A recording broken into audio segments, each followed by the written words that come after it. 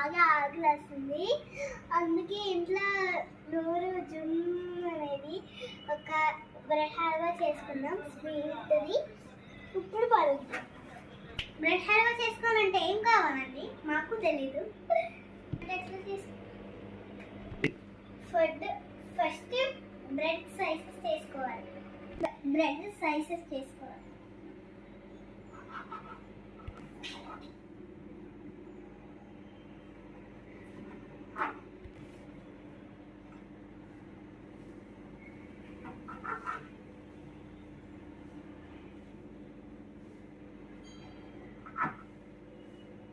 ఇప్పుడు చూసారా bread sizes చేసుకున్న తర్వాత ఎట్లా ఉంటుంది.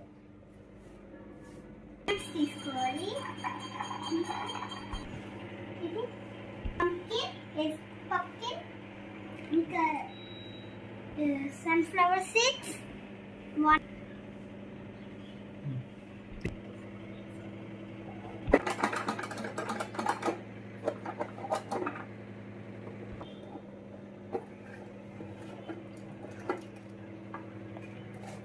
ఇట్లా ఉండాలి. Dry fruits.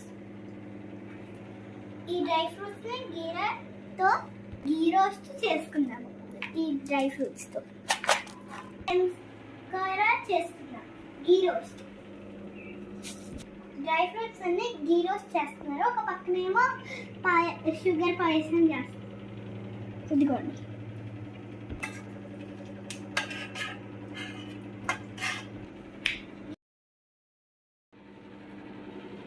గీ రోస్ట్ చేసుకున్నాం కదా, ఇప్పుడు షుగర్ పాయసంలో వేసుకోవాలి.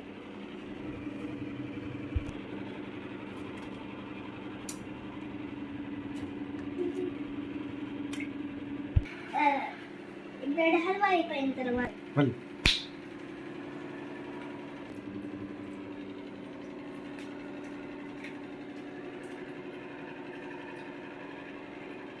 బ్రెడ్ మ్యాష్ అయిన తర్వాత పాలు వేసుకోవాలి.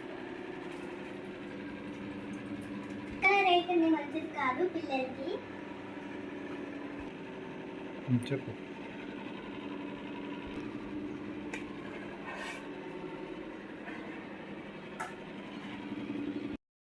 చేసుకుని సర్వ్ చేసుకోవాలి. బాగుంది కదా, యమ్మీ. చూస్తుంటే ఇక్కడే నోరు కారిపోతుంది.